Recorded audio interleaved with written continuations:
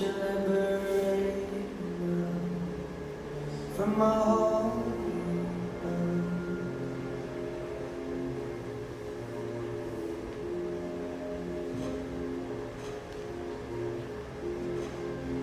You're a revolution.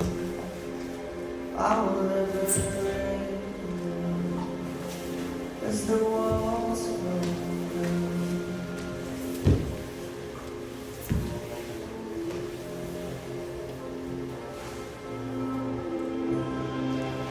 It's a rocky road to say maybe I won't win. Maybe you're a wrecking ball. You're here, crushing all untold. Ever I roam, further from home. Your hand I know.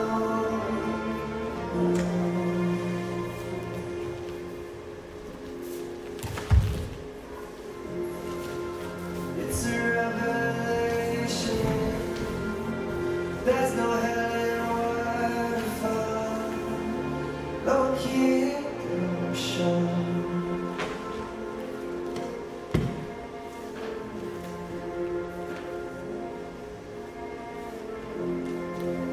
How the tides are changing as you liberate me now, and the walls come down.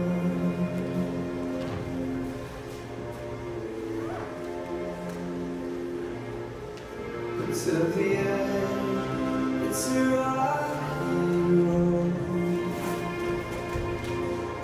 to say maybe I won't go. Maybe you're a wrecking ball. You're here, crushing all untold. Ever I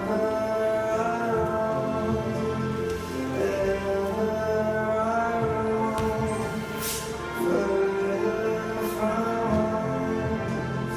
your hand I know. Ever I roam,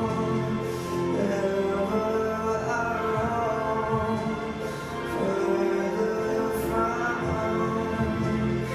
your hand I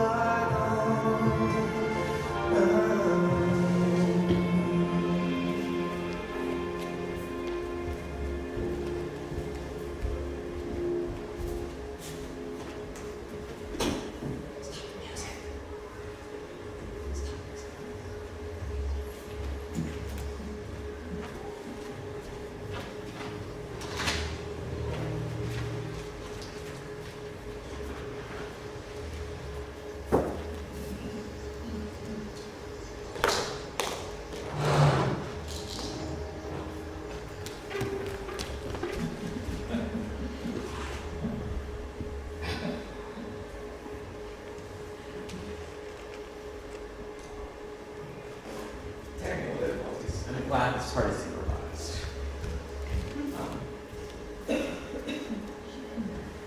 How many people here know someone with HIV? Oh. Well, you can add another one to the list. I'm HIV positive.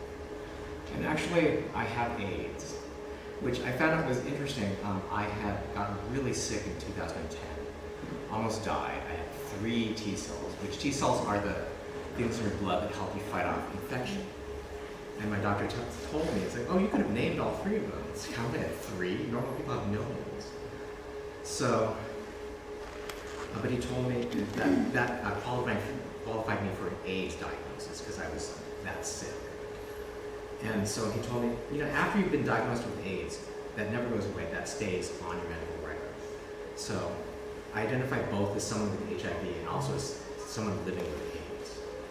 even though I'm surprisingly healthy, I thought I just lifted Ari all over the place. So. These are the medications I take every morning. And unfortunately, they're not all for my HIV. These 4 are because I have diabetes.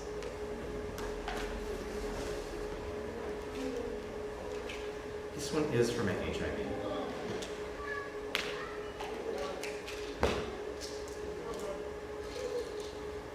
This one is also for my diabetes.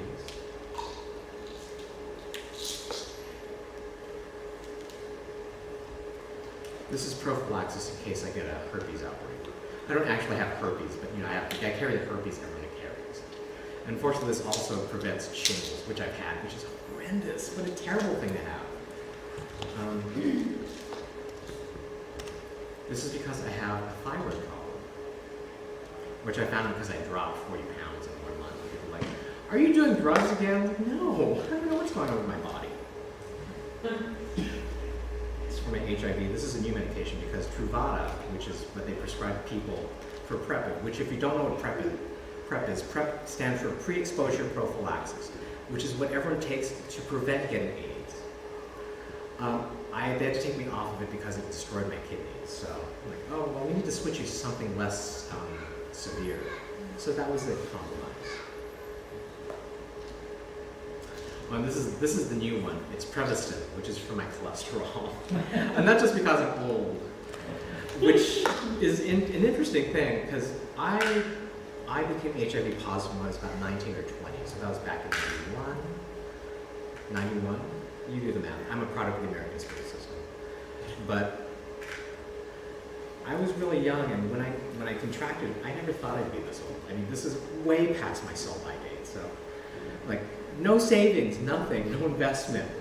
It's like, oh, like my marriage has failed. Oh, I don't care. I'm not going to live long enough to see another one. Fortunately, that hasn't borne out, which I'm fortunate that way.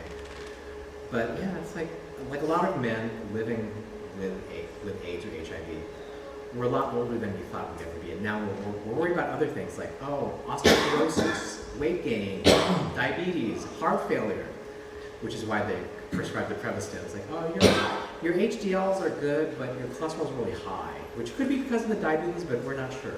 There's a lot of sort of uncertainty in my life right now. I'm usually focused around these things, but this is what I have to take every morning. And I have to take it with food, which is kind of a bitch, because I don't do breakfast, I do coffee. I was like, well, no, you can't do that. So I had to. It's just a nightmare. And usually they all come in a little packet.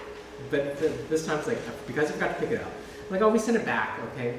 But we can put all of them in a bottle, which is how I used to take my medications every morning. I had twice as many. So if you can imagine having to sort your pills out every morning, and I used to do 2 doses, one in the morning, one at night, and having to separate everything out and making sure you got the dosage right, or you're taking the right pills. When my sister lived with me, she would quiz me. She would pull the pills out. It's like, what is this? And I would always get it wrong. She would yell, no, that's not it. And I couldn't have breakfast until I got every single one right. Fortunately, we've kind of weeded it down. What is this? 1, 2, 3, 4, 5, 6, 7 pills. I used to take twice as many of these. And things with horrible effects on my body, because a lot of them were for prophylaxis to prevent things from happening. So I would take major antibiotics, which meant my GI tract was fucked up and I had massive diarrhea and I could never leave the house. So, science is wonderful in some ways, but these things are so expensive. I actually looked at what the market price of these things are, and it's like, I pay $10,000 for medication every year. And it's like, and I'm probably getting that wrong. If someone else knows the actual price of it, I know it's something horrendous, but it's like, I wouldn't be able to afford this if I didn't have Medicare. It's like, thank you for still having Medicare. But it frightens me every time they talk about government shutdowns or we're cutting Obamacare, Affordable Care. It frightens me because I don't know what I'm going to do.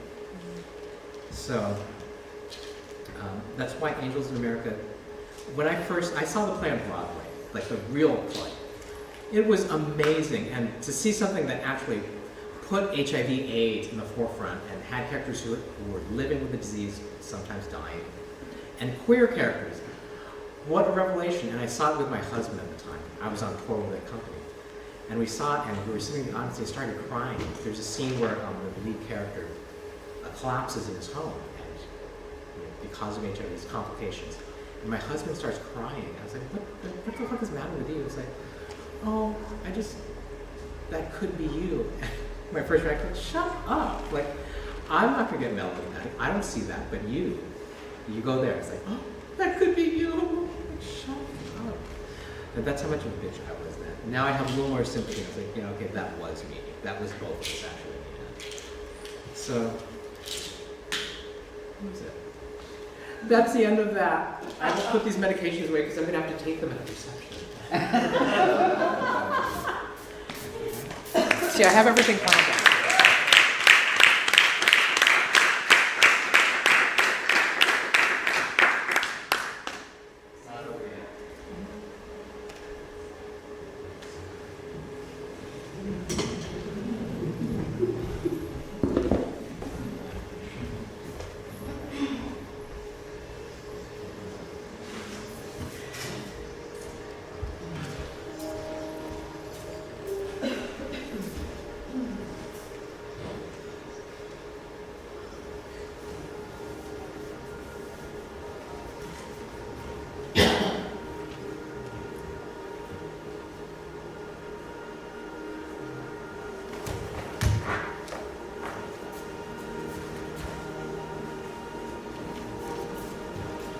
Night flight to San Francisco. Chased the moon across America. God, it's been years since I was in a plane. When we hit 35,000 feet, we'll have reached the tripopods, the great belt of calm air, as close as I'll ever get to the ozone. I dream of you there.